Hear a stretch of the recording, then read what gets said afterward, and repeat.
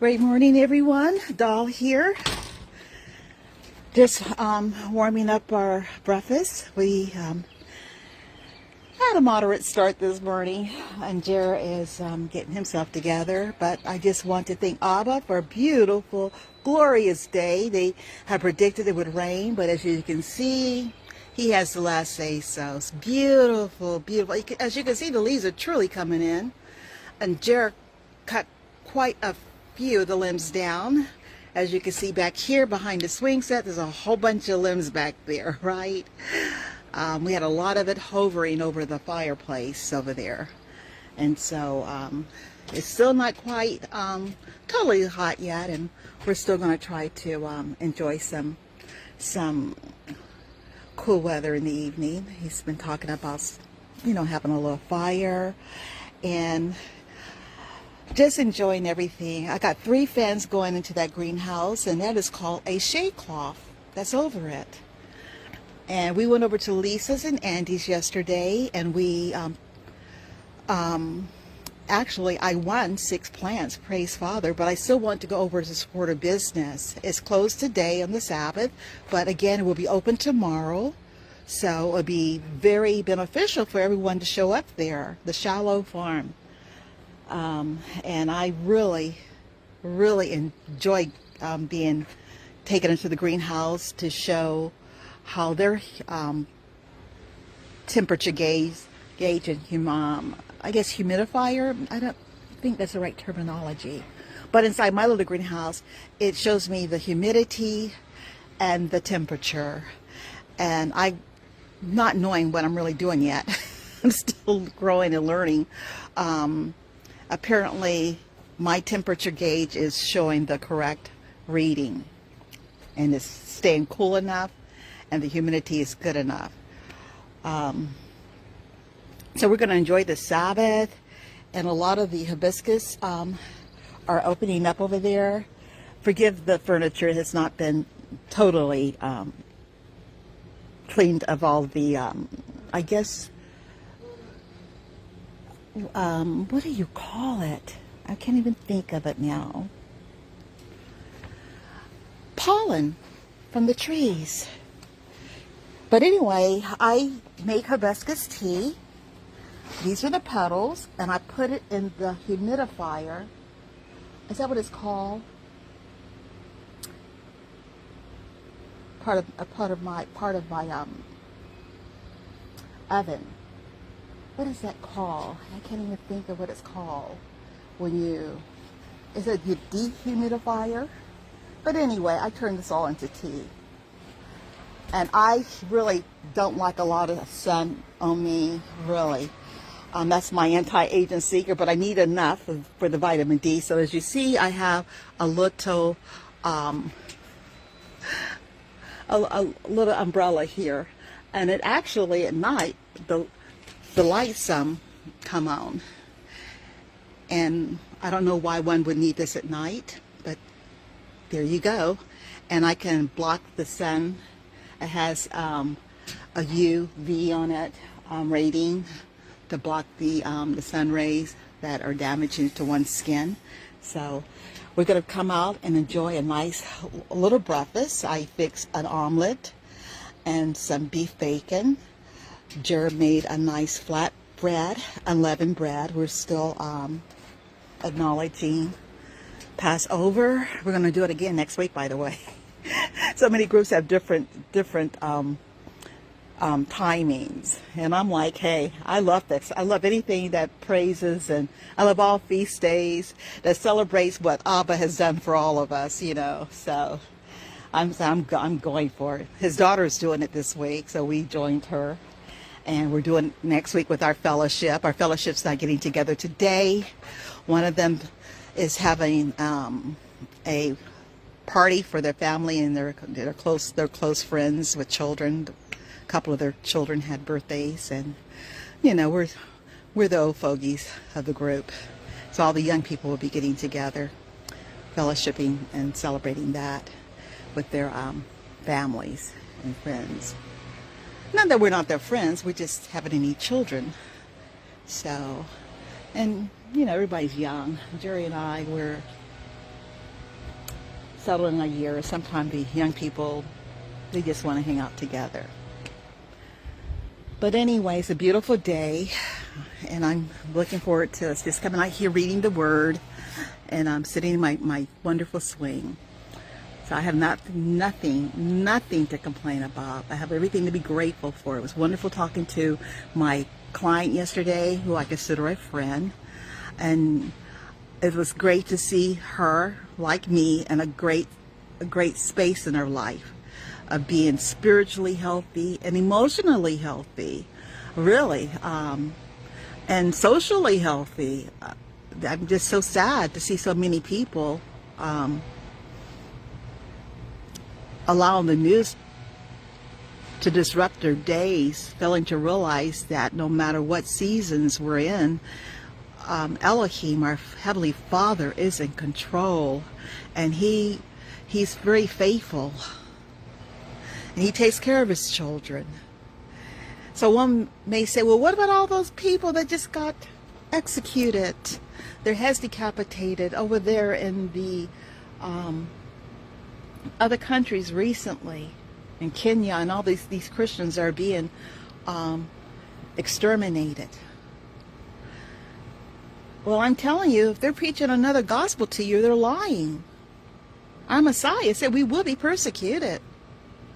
But the end game is we enter eternity in the presence of Elohim and the Son. So the end game is we win regardless. We win. Because it says, absent from this mortal body, would be immediately present with the Most High. And their fate, who has rejected His ways, they may be enjoying a life of luxury right now, but eternally, they have a damning future, everlasting. And eternity is far longer than these mere 80, 100 years. And as you get older, like we're getting older, you aren't able to do the things you were able to do in your younger years. And some people in their latter years, somewhat sick. So I think one should be thinking about the eternal destination. You know what I'm saying? So our Savior told us we will be persecuted. We will be persecuted. Father is in control, and we have a better ending. Just know that. These years on this earth are like a spit in the bucket compared to eternity. So, meaning that our lives, 80 years is not long.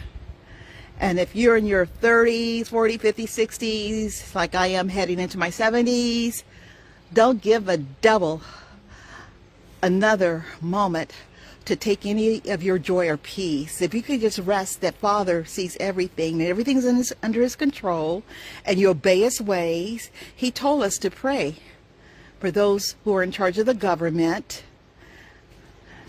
Do not let people pull you into all of this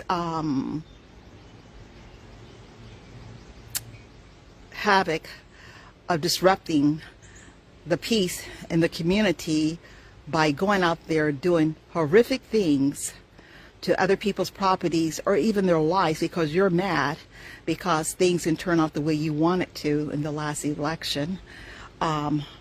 Because those who are inspiring that, they're sitting in their ivory towers posting things, pushing buttons, and they're not the ones that's going to be arrested and thrown in jail. It's going to just be the ordinary people that are foolish enough to go along with them propping them to do evil. Now, if you want to be blessed, I encourage you to do it Father's way. And He says to pray. Pray good, even for enemies. I don't see anyone as my enemy. My enemy is the evil one. Because it says we fight not against principality, powers, and rulers of this darkness. That's who we're dealing with. And to me, that's who I'm going to pray to the Most High to address. I'll let Father handle it. Don't let anyone cause you to become, what are they? Activists? To me, those are criminal-minded people. And to me, they are terrorizing people in my country. So they are terrorists. They are. Just know that. So I encourage you all to do what Father said in Jeremiah. To attend to your families. To build your homes. To plant your seeds. To pray for your community. To go out and do good with your community. I'm adding this part. To go out and do good for your communities. If you see people out there struggling and suffering, you don't have to go all the way to Africa or foreign nations. We got people here. We saw how our own government did not attend to the people here. We have people here in our own communities. So, yeah. You want to be a blessing? Be a blessing to the people in your own communities. That's what I'm going to encourage you to do. And don't let people in the pulpit too stir you up to go do evil. Don't boycott any store because of something as far as race. Do it for a more worthy cause if you got to do it. Do it for sex trafficking and things like that. Don't do it because the government took away jobs. Do it because something more worthy, like people being sex trafficked, children being harmed. Those are better reasons. Okay, Father will give you another job. Okay, do it for a more worthier cause, like homelessness and people being mistreated that way. But anyway, I'm going to go and have a wonderful day. Probably come out and share some words with you all. But let no one steal your joy.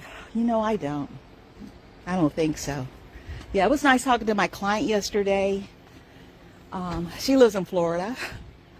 They see a lot of things going on in Florida. You know, the insurances and things like that. And she chooses to be at peace. You know, she chooses to be at peace.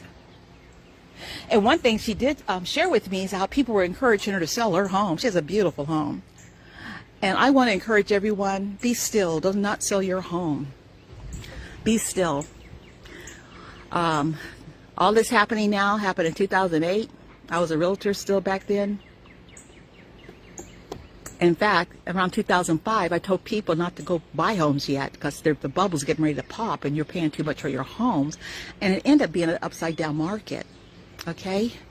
And so people end up walking away from their homes because they realize that their home was worth less than what they had paid for, and they also did arms. If any realtor encouraged their client to do arms, I'm going to say you're a poor realtor. Okay? I always told mice not to. Okay? So a lot of people end up losing their homes, and we're beginning to see these things happen again. Just like I encourage people during the COVID, continue to pay your mortgage. I don't care if your mortgage company says, hey, you don't have to pay. You could pay later. I mean, wake up. That's a great way for people to steal your property. I see what they've been saying. You'll be happy and own nothing. No one's happy when they have nothing. Unless you're plugged into the Father, you know? I mean, and a lot of people, I notice, they don't really know Him. So, I mean, believers, I can see them following through on that because we have the Most High and He has told us to be content in everything. And that's why I was encouraging her too. The thing is, people try to discourage people for being content, and we can say it's because of the programming on the television, the advertisements. I know I used to be part of that moment, the HD TVs. And even when I thought my parents, my mother and my mother-in-law was going to move here, Jerry and I started looking for a one-level home. Praise Father, I didn't see anything I liked, and we stood in place, only to find out my mother told me there's no way she would sell her home and move here with us. She has her own home, she told me. And his mother, the same thing. She did not want to move this way. So I'm so glad we did not, you know, think in our own wisdom. Let's get you know, one level home. We can have a site for your mom and my mother. So I begin hearing Father say, stay in place. Stay in place. Just think, we would have sold this home, end up getting another home, and that home will cost far more than this home, though the square footage would have been even less. And the mortgage, you know, would have been far more. It's pays to listen to Father. Listen to Him. You can't listen to Him unless you spend time with Him. And He will give you directions. So I am so grateful. I tell Jerry all the time, I'm so grateful we stayed in place. I'm so grateful. Our home is not large. It's only almost 2,200 square feet. It's not that large at all. And our yard is not large, but we do the best we can with this little small space, and we love it. And there's a lot of joy, because there's a lot of peace between us in this home, as long as I let Him have His way. Anyway, you guys have a blessed day. Let no one steal your joy. Let no one push your buttons. Listen to the Most High. Don't get your advice from the television. Listen to the Most High. Don't go out there being a troublemaker. We're called to be peacemakers. You're called to pray for your president. Yeah, you got that? You're called to pray for the leaders of whatever nation you live in. And Father will reward you. Is that biblical? Yes, it is. I want you to study the book of Daniel. I want you to read about Joseph and even the Messiah. When they came to him about the taxes, he said, whose face is on that coin? They says, it's Caesar. He said, give to Caesar what is Caesar. Give to Yah what is Yah. Give to Yah what is Yah. Read his ways. And He does not tell us to go out there to be activists and troublemakers. You know? And pray for those people that's been seduced into doing such evils. And pray for the people that own the properties that they're burning. And pray that the people behind them be exposed. The people in the ivory towers and high places that are pushing buttons of just ordinary citizens to go out and act foolish. Pray one for another. On that note, I'm going to go in and set the, oh, look at that. He is so funny. Look, he set the placemat. Look at him. Oh, there's Christine. Hi, Christine. I see your face. Hey, girlie. Yeah, I think Haley's going over, I think the kids are going over to Caitlin's. They're having a party today. Yeah, we old folks aren't invited. No, I'm just playing. But anyway, you guys have a